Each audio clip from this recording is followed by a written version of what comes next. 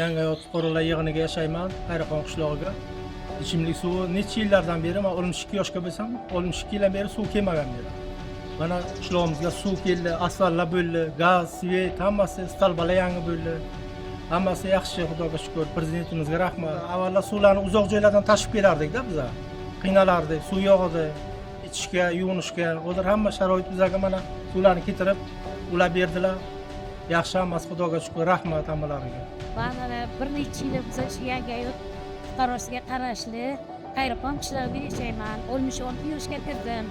Mana shu bizga suv yo'q edi, suv uchun qiynalaydik. Mana hozir suvlar keldi, suv o'tdi, asfalt bo'ldi. Bu uchun prezidentimizga katta rahmat aytamiz.